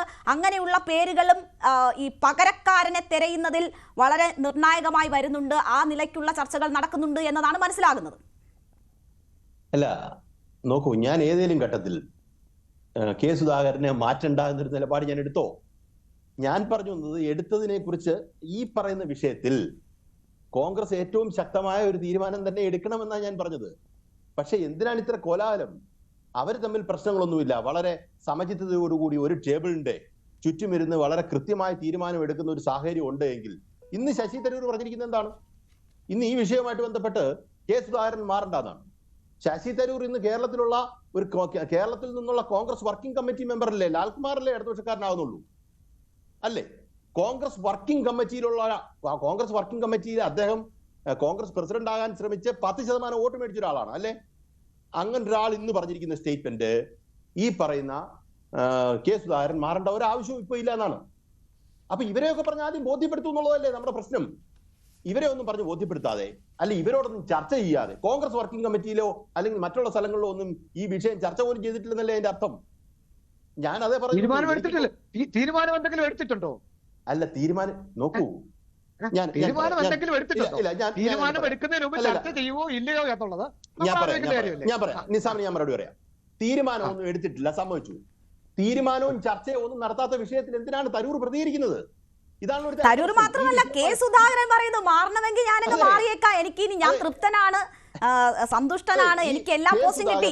ഏതാണ്ട് മാധ്യമ പ്രവർത്തകരുടെ ചോദ്യം ശരിവെച്ചുകൊണ്ടാണ് ഇന്ന് കെ സുധാകരൻ സംസാരിച്ചത്. അതെ, മാധ്യമ പ്രവർത്തകർ ഒരു വാർത്ത റിപ്പോർട്ട് ചെയ്യുന്നു, അവർക്ക് ഡൽഹി നീട്ടിയ വാർത്തയാണ്. ആ വാർത്താ സ്രോതസ്സുമായി ബന്ധപ്പെട്ട് കോൺഗ്രസിനകത്ത് ആർക്കും തർക്കമില്ല, ഇല്ലല്ലോ. ഈ പറയുന്ന ആ സ്രോതസ്സുമായിട്ട് ബന്ധപ്പെട്ട് ഒരു ചോദ്യം ഉന്നയിച്ചിട്ടില്ല. കാര്യം ആ ചോദ്യം KPCC പ്രസിഡന്റ് ഉന്നയിക്കേണ്ടതാണ്. അദ്ദേഹം മാറാൻ തയ്യാറാണ്, എന്നോട് പറഞ്ഞ ഒരു പ്രശ്നവുമില്ല, ഞാൻ സംതൃപ്തനാണ് എന്നൊക്കെയുള്ള കാര്യം. അപ്പൊ ആ ചോദ്യങ്ങൾക്ക് അദ്ദേഹം വ്യക്തമായി മറുപടി പറഞ്ഞിരിക്കുന്നു. ഏത് ഫ്ലോറിലാണ് ഇത് ചർച്ച ചെയ്തത്? KPCC ചർച്ച ചെയ്തോ, അല്ലെങ്കിൽ കോൺഗ്രസ് വർക്കിംഗ് കമ്മിറ്റി ചർച്ച ചെയ്തോ, അല്ലെ AICC ഏതെങ്കിലും എടുത്ത് ചർച്ച ചെയ്തോ? ഇതൊന്നും ഫ്ലോറിൽ ചർച്ച ചെയ്തിട്ടില്ലെങ്കിൽ കോൺഗ്രസിന്റെ കേന്ദ്ര നേതൃത്വം എന്ന് പറയുന്നത് അപ്പൊ ഏതാണ്? ശശി തരൂർ ഇല്ലാത്ത, കോൺഗ്രസ് വർക്കിംഗ് കമ്മിറ്റി മെമ്പർ ആയിട്ടിരിക്കുന്ന ശശി തരൂർ ഇല്ലാത്ത ഏത് കോൺഗ്രസിന്റെ ഫ്ലോർ ആണെന്ന് പറഞ്ഞാൽ അറിഞ്ഞാൽ കൊള്ളാമെന്നുണ്ട്. അപ്പൊ കുഴപ്പം ഇത്. അതുകൊണ്ടാണ് ഞാൻ പറഞ്ഞത്, ഇത് കേരളത്തിൽ നിന്ന് KC വേണുഗോപാല് കോൺഗ്രസിന്റെ വർക്കിംഗ് കമ്മിറ്റിയിൽ ഇരിക്കുന്ന അദ്ദേഹം സംഘടനാ ജനറൽ സെക്രട്ടറിയുടെ ആണല്ലോ. അദ്ദേഹം രാഹുൽ ഗാന്ധിയുടെ ചെവിയിൽ ഓതി കൊടുക്കുന്നതിനനുസരിച്ചാണ് ഈ കാര്യം നടക്കുന്നതെന്നാണ് ഞാൻ പറഞ്ഞത്. ഇത് സാധാരണ മനുഷ്യർക്ക് കേട്ടാ മനസ്സിലാവുന്ന ഞാൻ കരുതുന്നത്. ഇതിനകത്ത് വലിയ കോംപ്ലിക്കേഷൻസ് ഒന്നും ഇല്ല. ശരി, ഇത് അങ്ങനെ നടന്നോട്ടെ, അതിന് നമുക്ക് വിരോധമില്ല. പക്ഷെ നമ്മൾ പറയുന്നത് എന്താ, അവിടെ ആരിരുന്നാലും ഒരു വിരോധം നമുക്കില്ലെന്നാ പറയുന്നത്, അല്ലേ? അവര് ക്രിസ്ത്യാനികളുടെ വോട്ട് മൊത്തം പിടിക്കാൻ നോക്കുന്നു, അല്ലെങ്കിൽ ബാക്കിയുള്ള വോട്ട് പിടിക്കാൻ നോക്കുന്നു. ഇതൊക്കെ അവർ നടത്തിക്കോട്ടെ, മേടിച്ചോട്ടെന്നേ, മേടിക്കേണ്ടതായാലും പറഞ്ഞു. പക്ഷേ അതിൽ നിന്ന് തന്നെ വന്ന സ്വരത്തെ കുറിച്ച് നമ്മൾ ചൂണ്ടിക്കാട്ടുക മാത്രമാണ് ചെയ്തത്. ഇപ്പൊ ഇവര് ക്രിസ്ത്യൻസിന്റെ വോട്ട് പിടിക്കാൻ നോക്കും, മുസ്ലിംസിന്റെ വോട്ട് പിടിക്കും. അപ്പൊ നമ്മൾ മുസ്ലിംസിന്റെയും ക്രിസ്ത്യൻസിന്റെ ഒക്കെ വോട്ട് പിടിക്കാൻ നോക്കുന്നത്, നമ്മൾ എല്ലാവരുടെയും വോട്ട് പിടിക്കാൻ നോക്കും.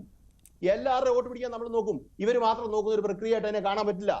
ഇവിടെ അടിസ്ഥാനപരമായി കോൺഗ്രസ് വർക്കിംഗ് കമ്മിറ്റിയുടെ ഒരു മെമ്പറും ഈ പറയുന്ന KPCC അധ്യക്ഷൻ തന്നെ ഇതിനെക്കുറിച്ച് ഒരു ഇഗ്നോറൻസ് പ്ലീഡ് ചെയ്തിരിക്കുന്ന ഒരു ഘട്ടത്തിൽ നമുക്ക് ഈ പറയുന്ന രീതിയിൽ മാത്രമേ പ്രതികരിക്കാൻ പറ്റൂ. ഇതിനകത്ത് നന്മയാണ് ചർച്ച ചെയ്ത് ചിന്തിച്ചെടുക്കുന്ന തീരുമാനം പറഞ്ഞാൽ എവിടെ.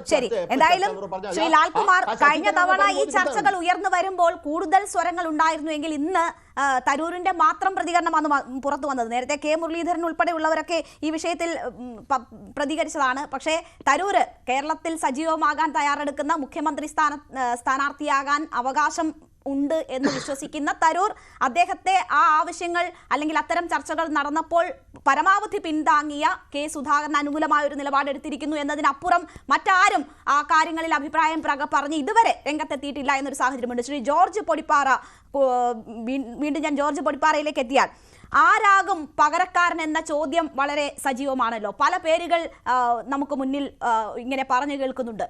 അതിൽ അടൂർ പ്രകാശ് ഉണ്ട്, കൊടിക്കുന്നിൽ സുരേഷ് ഉണ്ട്, സണ്ണി ജോസഫ് ഉണ്ട്, ബെന്നി ബെഹനാൻ ഉണ്ട്. ഈ സാമുദായിക സമവാക്യമാണ് പ്രധാനം എങ്കിൽ, ക്രൈസ്തവ മേഖലയിലേക്കുള്ള BJPയുടെ കടന്നുകയറ്റമാണ് പ്രധാനമെങ്കിൽ ആർക്കായിരിക്കും ഞർക്ക് വീഴുക? അത് കേരളത്തിന്റെ രാഷ്ട്രീയത്തിൽ എങ്ങനെ പ്രവർത്തിക്കുമെന്നാണ് താങ്കൾ കരുതുന്നത്? രേണു, ഇതിനകത്ത് മുമ്പ് ഇപ്പൊ കുറച്ചു കാലം മുമ്പ് വരെ ഈ പറഞ്ഞ സുധാകരൻ, അതുപോലെ തന്നെ സതീശൻ, ആ ഒരു ദ്വയം വരുന്നതിന് മുമ്പ് വരെയുള്ള ഒരു ആരോപണം എന്തായിരുന്നു എന്ന് വെച്ചാൽ, കോൺഗ്രസ് എന്ന് പറയുന്നത് കൈമാണി ഇവിടെ പാർട്ടി കൂടി കോൺഗ്രസിലുണ്ടായിരുന്ന സമയത്ത് വലിയൊരു ആരോപണം, കോൺഗ്രസ് ഒരു ന്യൂനപക്ഷ പാർട്ടിയായി മാറും. അതായത് ഉമ്മൻചാണ്ടിയും കുഞ്ഞാലിക്കുട്ടിയും കൈമാണിയും ചേർന്ന ഒരു ത്രയം കോൺഗ്രസിനെ ഹൈജാക്ക് ചെയ്യുന്നു, അല്ലെങ്കിൽ UDFനെ ഹൈജാക്ക് ചെയ്യുന്നു.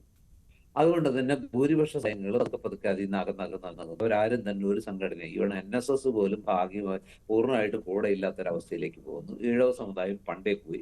അതുപോലെ തന്നെ മുസ്ലിം സമുദായം പോലും, അല്ലെങ്കിൽ ക്രൈസ്തവ സമുദായം, കാലത്തും UDFന്റെ ശക്തിയായിരുന്ന ക്രൈസ്തവ സമുദായം വലിയൊരു പുനർവിചിന്തനത്തിന് തയ്യാറാകുന്നു. കാരണം അവർക്ക് അങ്ങനെ ഈ ഭൂരിപക്ഷ സമുദായത്തിന്റെ ഒരു പിന്തുണ നഷ്ടപ്പെട്ട് ആരായിരുന്നു ആ ഒരു കുഞ്ഞുമാണി, കുഞ്ഞുഞ്ഞ്, അങ്ങനെയുള്ള ആ ഒരു ത്രയം, ആ ഒരു രീതിയിലാണ് കോ എന്ന് പറയുന്ന ആ ഒരു ത്രയം, ആ ഒരു ആരോപണം തന്നെ ഉണ്ടായിരുന്നു.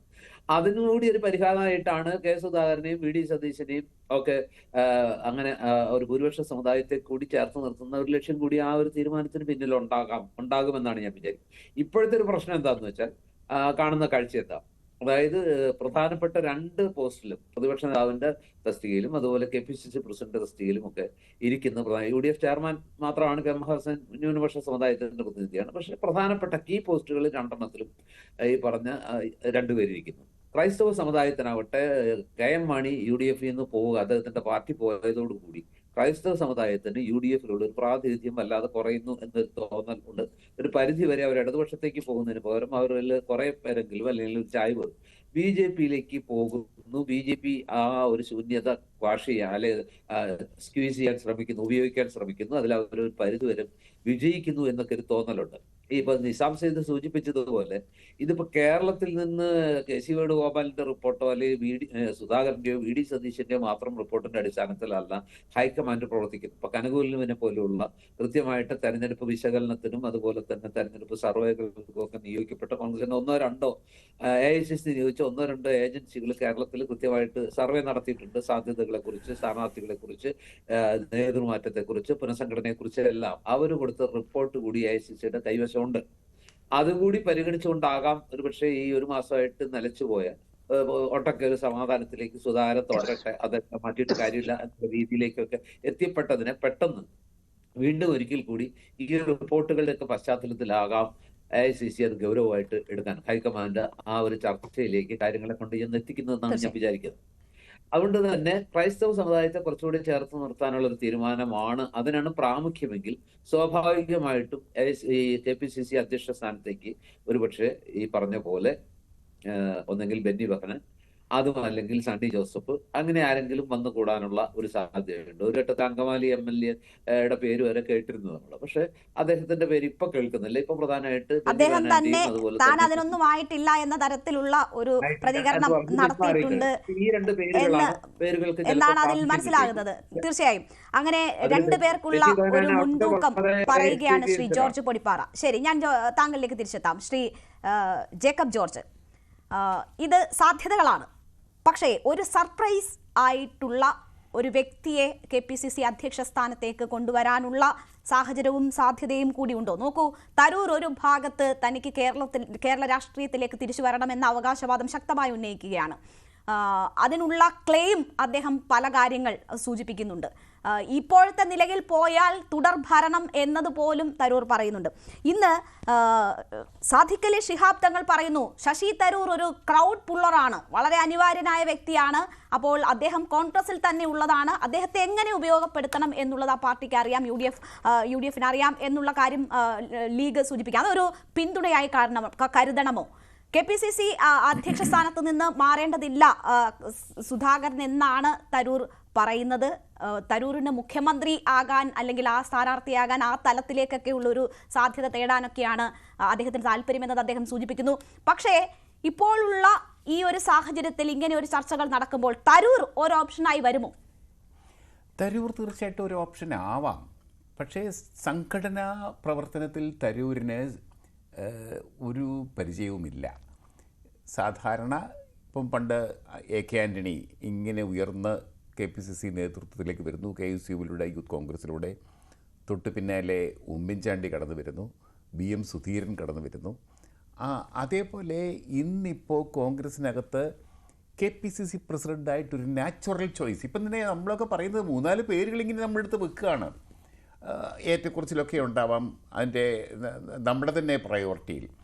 ഞാൻ പറയുന്നത് അങ്ങനെ ഒരു നാച്ചുറൽ ചോയ്സായിട്ട് സുധാകരൻ മാറുകയാണെങ്കിൽ അദ്ദേഹത്തിന് പകരമായിട്ട് മുന്നോട്ട് വയ്ക്കാവുന്ന ഒരു പേര്, അതാണ് സംഘടനാപരമായിട്ട് കോൺഗ്രസിൻ്റെ ഏറ്റവും വലിയ ദൗർബല്യമായിട്ടാണ് ഞാനിത് കാണുന്നത്. അടുത്തതാര് എന്നുള്ളത്, അടുത്ത മുഖ്യമന്ത്രി ആര്, ശരിക്കും പറഞ്ഞു കഴിഞ്ഞാൽ എൻ്റെ അഭിപ്രായം ഇത് പ്രതിപക്ഷ നേതാവ് തന്നെയാണ് നാച്ചുറൽ ചോയ്സായിട്ട് വരിക പ്രഥമ പരിഗണനയിൽ. പക്ഷേ സംഘടനാ പ്രസിഡന്റ് ആര് എന്നുള്ളൊരു ചോദ്യത്തിന് നമുക്കൊക്കെയും പല ഉത്തരങ്ങളാണുള്ളത്. ഞാൻ പറയാം, ഇനി K മുരളീധരൻ നല്ല പേരില്ലേ, എന്നാൽ 1ാം തരം പ്രസിഡൻ്റായിരിക്കും അദ്ദേഹം ഒരു തവണ പ്രസിഡന്റ് ആയിരുന്നയാളാണ്, ഇപ്പോൾ സ്ഥാനമാനങ്ങളൊന്നും ഇല്ലാതിരിക്കുകയാണ്. K മുരളീധരൻ നല്ല സ്ഥാനാർത്ഥിയാണ് പ്രസിഡന്റ് സ്ഥാനത്തേക്ക് എന്ന് തന്നെയാണ് എൻ്റെ അഭിപ്രായം. തരൂർ നല്ലയാളാണ്, പക്ഷേ സംഘടനാപരമായിട്ട് അദ്ദേഹത്തിന് പരിചയക്കുറവാണ്. നല്ല പേര് തന്നെയാണ് തരൂർ. ഈ പറഞ്ഞ പോലെ ലീഗിൻ്റെ നേതൃത്വം പറയുന്നത് പോലെ ഒരു ക്രൗഡ് പുള്ളർ തന്നെയാണ്. പിന്നൊരു കാര്യമുണ്ട്, ക്രിസ്ത്യാനികളുടെ വിഷയം ഇവിടെ ചൂണ്ടിക്കാണിക്കപ്പെട്ടു. ഞാൻ പറയുന്നത് AK ആൻ്റണി ക്രിസ്ത്യാനിയായിരുന്നു, സത്യക്രിസ്ത്യാനിയായിരുന്നു എന്ന് പറയാൻ പറ്റുമോ? ബിഷപ്പുമാരെ കാണാൻ ഇന്ദിരാഗാന്ധി വന്നപ്പോഴത്തേക്ക് കോഴിക്കോട്ട് പോകാതെ തിരുവനന്തപുരത്തിരുന്ന് KPC പ്രസിഡൻ്റാണ് അദ്ദേഹം.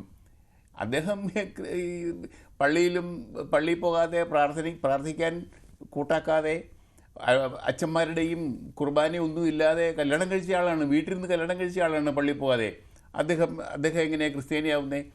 അതുകൊണ്ട് കോൺഗ്രസിനകത്തോ CPM-നകത്തോ ക്രിസ്ത്യാനികളുടെ സ്വാധീനം വേണമെങ്കിൽ ഒരു ക്രിസ്ത്യാനി തന്നെ KPC പ്രസിഡന്റ് ആകണം എന്നില്ല എന്നാണ് എൻ്റെ അഭിപ്രായം. കാരണം KSUവിൻ്റെയും യൂത്ത് കോൺഗ്രസിൻ്റെയും ഒരു വരവ് എല്ലാ മത നേതാക്കളെയും, എല്ലാ മത നേതൃത്വത്തെയും, എല്ലാ സമുദായ നേതൃത്വത്തെയും എന്ന് തന്നെ പറയണം, സമുദായ നേതൃത്വങ്ങളെയും എതിർത്തും കൊണ്ട് വെല്ലുവിളിച്ചും കൊണ്ട് തന്നെയാണ് KSU, യൂത്ത് കോൺഗ്രസ് എന്ന സംഘടനകൾ വളർന്ന് കോൺഗ്രസ്സായിട്ട് രൂപാന്തരപ്പെട്ടത്. അതിലൂടെ വന്ന നേതാക്കളാണ് ഇവരൊക്കെയും. ഉമ്മൻചാണ്ടിയപ്പം ക്രിസ്ത്യാനിയാണെന്ന് ആരെങ്കിലും പറയുമോ? അങ്ങനെ പറയില്ല. അദ്ദേഹം പള്ളിയിലൊക്കെ പോകും. കരുണാകരൻ, ഉദാഹരണത്തിന് കരുണാകരൻ എല്ലാ മലയാള മാസം 1-ാം തീയതിയും ഗുരുവായൂർ പോകും. പക്ഷേ കരുണാകരൻ ബിഷപ്പ് കുണ്ടുകുളം, ഈ ഇവിടുത്തെ പല മുദ്രാവാക്യങ്ങളും ഞാൻ കേട്ടിട്ടുണ്ടല്ലോ, ബിഷപ്പ് കുണ്ടുകുളവുമായിട്ട് കരുണാകരനുമായിട്ട് ബന്ധപ്പെടുത്തിക്കൊണ്ടുള്ള ചില അഗ്ലി മുദ്രാവാക്യങ്ങൾ. തൃശ്ശൂരിലെ ബിഷപ്പായിരുന്ന ബിഷപ്പ് കുണ്ടുകുളം, അദ്ദേഹം കരുണാകരനുമായിട്ട് ഒത്തിരി ബിഷപ്പുമാർക്ക് ബന്ധമുണ്ടായിരുന്നു, നേരിട്ട് ബന്ധം, സൗഹൃദം. അത് രാഷ്ട്രീയ നേതാവ് അങ്ങനെയായിരിക്കണം, രാഷ്ട്രീയ നേതാക്കൾ അങ്ങനെയായിരിക്കണം. കോൺഗ്രസ് നേതാക്കൾ എക്കാലത്തും അങ്ങനെ ആയിട്ടുണ്ട്. BM സുധീരൻ അങ്ങനെ യാതൊരു സമുദായവുമായിട്ടും അദ്ദേഹം ഒരു ബന്ധവുമില്ല. പക്ഷേ അദ്ദേഹത്തിന് എല്ലാ സമുദായങ്ങളുമായിട്ട് നല്ല സൗഹൃദം ഉണ്ട് താനും. അങ്ങനെയായിരിക്കണം, അങ്ങനെയുള്ള ആൾ തന്നെയായിരിക്കണം KPC പ്രസിഡന്റ് ആകേണ്ടത്. പക്ഷേ ഇതേപോലെ ഉമ്മൻചാണ്ടിയുടെ കാലഘട്ടം കഴിഞ്ഞു, KM-യുടെ കാലഘട്ടം കഴിഞ്ഞു. അതൊക്കെ ശരിയാണ്. ഒരു കാലത്ത് PT ചാക്കോ മുതൽ ഇങ്ങോട്ട് TM വർഗീസ്, എത്രയോ നല്ല ക്രിസ്ത്യൻ നേതാക്കൾ കോൺഗ്രസിനുണ്ടായിരുന്നു, സ്റ്റേറ്റ് കോൺഗ്രസിനുണ്ടായിരുന്നു. അതൊക്കെ ഒരു കാലഘട്ടം. പക്ഷേ അത് കഴിഞ്ഞിട്ട് മധ്യ തിരുവിതാംകൂറിൽ കോൺഗ്രസ്സിന് വലിയ പിന്തുണയും ഒക്കെ ഉണ്ടായിരുന്നു. ഇന്നിപ്പോൾ ഞാൻ നേരത്തെ ലാൽ സൂചിപ്പിച്ചത് KPCC അധ്യക്ഷൻ, ഞാൻ പറയുന്നത് പ്രതിപക്ഷ നേതാവിന് തന്നെയാണ് രാഷ്ട്രീയമായിട്ട് ഒത്തിരി ഉത്തരവാദിത്തമുള്ളത്. നമ്മുടെ ചരിത്രം നോക്കുകയാണെങ്കിൽ EMS നമ്പൂതിരിപ്പാട് മുന്നണി കെട്ടിപ്പടുത്തതും ഐക്യമുന്നണിയൊക്കെ ഉണ്ടാക്കിയതും അങ്ങനെ ഘടകകക്ഷികളെല്ലാം കൂട്ടുപിടിച്ചതും അതിന് മുൻകൈ എടുത്തതുമൊക്കെ EMS നമ്പൂതിരിപ്പാട് തന്നെയാണ്. അത് കഴിഞ്ഞിട്ട് കരുണാകരൻ 67 ഇവരെയൊക്കെ ഇങ്ങോട്ട് പിടിച്ചിട്ട് അദ്ദേഹം ഒരു മുന്നണി ഉണ്ടാക്കി, ഐക്യമുന്നണിയായി, അതിന് നേതൃത്വം കൊടുത്തു. പിന്നീട് ഉമ്മൻചാണ്ടി ഐക്യമുന്നണിയുടെ ശില്പിയും മാത്രമല്ല, പുതിയൊരു ഐക്യമുന്നണിയുടെ ശില്പി മാത്രമല്ല, അതിന് കെട്ടുറപ്പോടെ സൂക്ഷിച്ച, കേരള കോൺഗ്രസിനെയും മുസ്ലിം ലീഗിനെയും ഒക്കെ കൂടെ നിർത്തി പോഷിപ്പിച്ച് വളർത്തിയെടുത്ത ഒരു പ്രസ്ഥാനമായിട്ട് വളർത്തിയെടുത്ത നേതാവ് തന്നെയാണ് ഉമ്മൻചാണ്ടി. അപ്പോൾ ഭരണത്തിലുള്ള സംഘടനാ നേതാവ് എന്നതിനേക്കാൾ ഉപരി പ്രതിപക്ഷ നേതാവ് അല്ലെങ്കിൽ മുഖ്യമന്ത്രി, ഇപ്പോൾ പിണറായി വിജയൻ, ഈ മുന്നണിയുടെ കെട്ടുറപ്പും KM മാണി ഗ്രൂപ്പിനെ ഇങ്ങോട്ട് കൊണ്ടുവന്നതെല്ലാം പിണറായി വിജയൻ തന്നെയാണ്. പ്രതിപക്ഷ നേതാവ് എന്ന നിലയ്ക്ക് അല്ലെങ്കിൽ മുന്നണിയുടെ നേതാവ് എന്ന നിലയ്ക്ക് അത് തന്നെയാണ് വേണ്ടത്. അപ്പോൾ സംഘടനാ പ്രസിഡന്റ് എന്നതിനേക്കാൾ ഉപരി ഞാൻ പറഞ്ഞു വരുന്ന ഒരൊറ്റ വാചകമേ ഉള്ളൂ, സംഘടനാ പ്രസിഡന്റ് എന്ന നിലയ്ക്ക് അപ്പുറത്ത് പ്രതിപക്ഷ നേതാവിന് അല്ലെങ്കിൽ മുഖ്യമന്ത്രിക്ക്, നിയമസഭാ കക്ഷി നേതാവിന് തീർച്ചയായിട്ടും രാഷ്ട്രീയത്തിൽ മുൻഗണനയും മുൻതൂക്കവും ആ സ്ഥാനത്തിനാണ് എന്ന് തന്നെയാണ് ഞാൻ. തീർച്ചയായും ശ്രീ നിസാം സയ്യിദ്, ഇനിയിപ്പോൾ ഈ തീരുമാനങ്ങളിലേക്ക് എത്തുന്നതിൻ്റെ ഉദ്ദേശശുദ്ധി എന്തൊക്കെ തന്നെ ആയാലും അത് മറ്റു പ്രശ്നങ്ങളില്ലാതെ, അപസ്വരങ്ങളില്ലാതെ നടപ്പാക്കിയെടുക്കുക എന്നത് വളരെ നിർണായകമാണല്ലോ, പ്രത്യേകിച്ച് തെരഞ്ഞെടുപ്പുകൾ അടുത്തിരിക്കുന്ന ഈ ഘട്ടത്തിൽ. അത് എത്രമാത്രം സാധ്യമാകും എന്നതും ചോദ്യമാണ്. ഇവിടെ ഇപ്പോൾ ഇന്ന് തരൂർ എതിർസ്വരമുയർത്തി തെരഞ്ഞെടുപ്പുകൾ വിജയിച്ചു വരുന്ന ഒരു ആളെ മാറ്റുന്നത് അർത്ഥമില്ലാത്തതാണ് എന്ന് തരൂർ പറയുകയാണ്. അപ്പോൾ നാളെ ഇനി തുടർ പ്രതികരണങ്ങളൊക്കെ ഒരു പക്ഷേ ഉണ്ടാകാം. കഴിഞ്ഞ തവണ അങ്ങനെ ഒരു സാഹചര്യത്തിലാണ് ഇത് ഹോൾഡ് ചെയ്യേണ്ടി വന്നത്. അപ്പോൾ അത് എത്രമാത്രം സാധ്യമാണ്, അതിനുള്ള സാധ്യത എത്രമാത്രമാണ്? ഒരു ശരിയായ നിശബ്ദമായിട്ടുള്ള അല്ലെങ്കിൽ എല്ലാവരെയും വിശ്വാസത്തിലെടുത്തുകൊണ്ടുള്ള ഒരു നേതൃമാറ്റം എന്നത് കോൺഗ്രസിൽ പരസ്യമായ പ്രതികരണങ്ങൾ ഉണ്ടാകുന്നത് ആദ്യമായിട്ടൊന്നുമല്ലല്ലോ. കോൺഗ്രസിൽ എല്ലാ വിഷയത്തിലും പരസ്യമായ പ്രതികരണങ്ങൾ ഉണ്ടാകാറുണ്ട്, തീരുമാനങ്ങൾ നീണ്ടുപോകാറുണ്ട്, ആലോചനകൾ നീണ്ടുപോകാറുണ്ട്. അതൊക്കെ കോൺഗ്രസിന്റെ രീതിയാണ്. കോൺഗ്രസിനെ നിരീക്ഷിക്കുന്ന എല്ലാവർക്കും മനസ്സിലാകുന്ന കാര്യങ്ങളാണ്. കോൺഗ്രസ് ഇന്നൊരു കാര്യം ആലോചിച്ച് നാളെ തീരുമാനമെടുക്കുന്ന പാർട്ടിയൊന്നുമല്ല. കോൺഗ്രസിന്റെ തീരുമാനങ്ങൾ വലിച്ചു നീട്ടപ്പെടും, അത് പല വിധത്തിൽ ചർച്ച ചെയ്യപ്പെടും. ചിലപ്പോൾ അത് ശരിയായ തീരുമാനത്തിലേക്ക് എത്തും, ചിലപ്പോൾ തീരുമാനങ്ങൾ പാളിപ്പോകും. പക്ഷെ അതൊക്കെ കോൺഗ്രസിന്റെ ഒരു രീതിയാണ്. കോൺഗ്രസ് ഒരു അംബ്രല്ല പാർട്ടിയാണ്. വിവിധതരം ആശയങ്ങൾ ഏറ്റുമുട്ടുകയും തർക്കിക്കുകയും പരസ്യമായി കലഹിക്കുകയും അവസാനം തീരുമാനങ്ങളോട് വിയോജിപ്പുള്ള ആളുകൾ അതും വിയോജിപ്പും പരസ്യമായി പ്രകടിപ്പിക്കുകയും ഒക്കെ ചെയ്യുന്ന ഒരു പാർട്ടിയാണ്. പക്ഷെ എങ്കിലും എല്ലാവരെയും ഉൾക്കൊള്ളുവാനുള്ള ഒരു ശ്രമം കോൺഗ്രസിനുള്ളിൽ നടക്കുന്നു എന്നുള്ളത് കൊണ്ടാണ് ഈ KPCC പ്രസിഡന്റിനെ മാറ്റുക എന്നൊരു പ്രക്രിയ ഇത്തരം കുറേയേറെ നാളുകളായി ആ ചർച്ചയാകുകയും അത് നടപ്പിലാക്കാൻ നീണ്ടുപോവുകയും ചെയ്യുന്നതാണ് എനിക്ക് മനസ്സിലാകുന്നത്. പിന്നെ സ്വാഭാവികമായ നേതാവില്ല എന്ന് പറഞ്ഞാൽ കോൺഗ്രസിന്റെ ഇപ്പോഴത്തെ സാഹചര്യങ്ങളെ ജേക്കബ് ജോർജ് പറഞ്ഞതുപോലെ തന്നെ മനസ്സിലാക്കുകയാണെങ്കിൽ കോൺഗ്രസിന്റെ ഇപ്പോഴത്തെ സാഹചര്യങ്ങളെ ഏറ്റവും കഴിയുന്ന ചരിത്രത്തിൽ ഉപമിക്കാൻ കഴിയുന്നത് 67 തെരഞ്ഞെടുപ്പ് കാലഘട്ടവുമായിട്ടാണ്. 67 തെരഞ്ഞെടുപ്പിൽ കോൺഗ്രസിന് ഉണ്ടാകാവുന്ന ഏറ്റവും വലിയ പരാജയം 9 സീറ്റുകളിലേക്ക് കോൺഗ്രസ് ഒതുങ്ങി. കരുണാകരൻ നിയമസഭാ കക്ഷി നേതാവായി. സ്വാഭാവികമായ ഒരു ചോയ്സ് ഒന്നുമായിരുന്നില്ല അത്.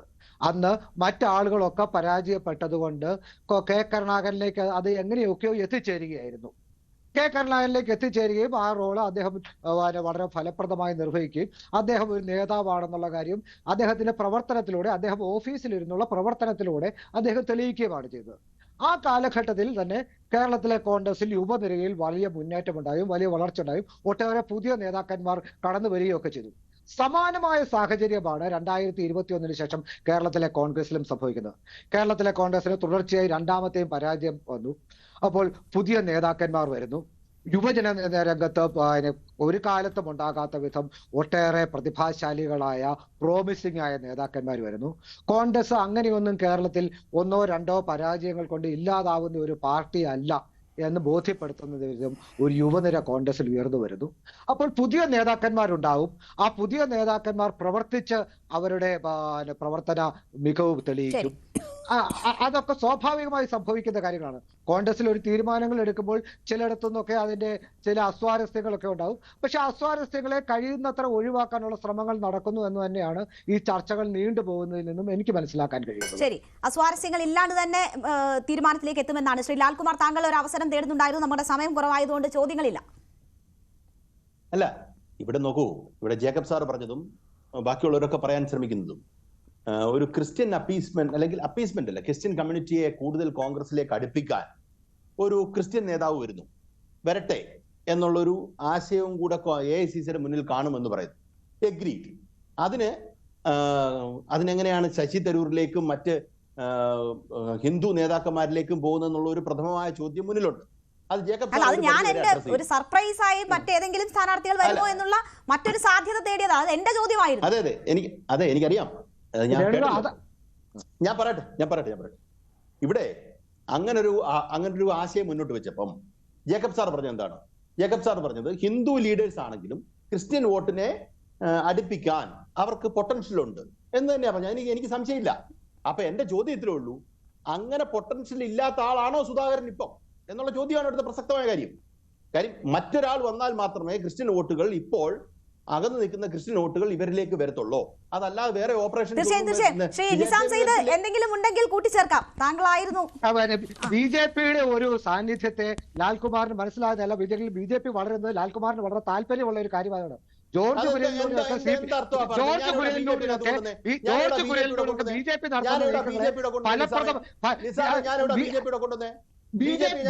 തെളിവിരിക്കുന്ന സാഹചര്യത്തിൽ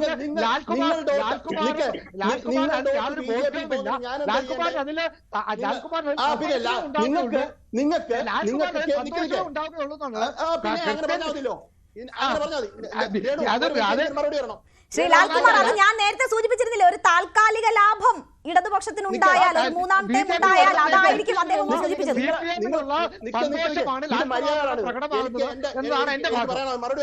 പറഞ്ഞോ, നമ്മുടെ സമയം അവസാനിക്കും. ഇവിടെ നിസാം എന്താ പറയുന്നത്? നിങ്ങള് if I want I will go with BJP എന്ന് പറഞ്ഞ ആളെ പിടിച്ച് KPCC പ്രസിഡന്റ് ആക്കിയിട്ട്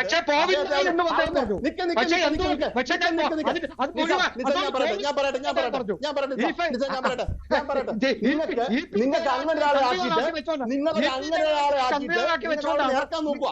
ഇത് ഭയങ്കര മോശമാണ്. നമ്മൾ രണ്ടുപേരും സ്കൈപ്പ് ഇരിക്കുന്നതുകൊണ്ട് വലിയ ബുദ്ധിമുട്ടാണ്. പറഞ്ഞു കേൾക്കൂ, നിങ്ങൾ അങ്ങനെ ഒരാളെ പിടിച്ച് അവിടെ ഇരുത്തിയിട്ട് നിങ്ങൾ അവിടെ നിന്ന് ഇറക്കുന്ന ആളുമായിട്ടുള്ള ചർച്ച നടത്തുമ്പോൾ നിങ്ങളുടെ കോൺഗ്രസിൽ നിന്ന് BJPയിലേക്ക് പോയ വോട്ട്, എന്റെ ചോദ്യം, കോൺഗ്രസിൽ നിന്ന് എങ്ങനെയാ BJPയിലോട്ട് വോട്ട് പോയത്? കോൺഗ്രസിൽ നിന്ന് ശരി. ബിജെപിയിലോട്ട് വോട്ട് പോയത് നമ്മൾ ശരി. എന്തായാലും ആ തർക്കത്തിലേക്ക് പോകാൻ ഇനി സമയമില്ലാത്തത് കൊണ്ടാണ് ശ്രീ ലാൽകുമാർ ജേക്കബ് ജോർജ് ഉൾപ്പെടെയുള്ളവർക്ക് എന്തൊക്കെയോ പറയുന്നുണ്ട്. ലാൽകുമാർ ഒറ്റ വരി ഞാൻ പറഞ്ഞോട്ടെ. ഹൈക്കമാൻഡ് ആണല്ലോ തീരുമാനിക്കുന്നത് KPCC പ്രസിഡന്റിനെ. എത്ര തവണ തോറ്റതായി ഹൈക്കമാൻഡ്? അതേ നേതാക്കൾ അവിടെ ഇരിക്കുകയാണ് ഡൽഹിയിലെ. ശരി. എത്ര സംസ്ഥാനങ്ങൾ തകർന്നു. ദേശീയ തലത്തിൽ കോൺഗ്രസ് അടിഞ്ഞു ശരി. തകർന്നപ്പോൾ അതിന് ആ നേതൃത്വം സാഹചര്യം കൊടുത്തവരാണ് അപ്പോൾ എന്തുകൊണ്ട് കേരളത്തിൽ. കെ സുധാകരനെ മാത്രം ലക്ഷ്യമിടുന്നു എന്നൊരു ചോദ്യം വീണ്ടും ഉയരും. ശരി, വളരെ നന്ദി. എല്ലാ ചർച്ചയിൽ പങ്കെടുത്ത എല്ലാ പാനലിസ്റ്റുകൾക്കും നമ്മുടെ സമയം അവസാനിക്കുന്നു. ഇടവേളയ്ക്ക് ശേഷം അടുത്ത വാർത്താ ബുള്ളറ്റിൻ.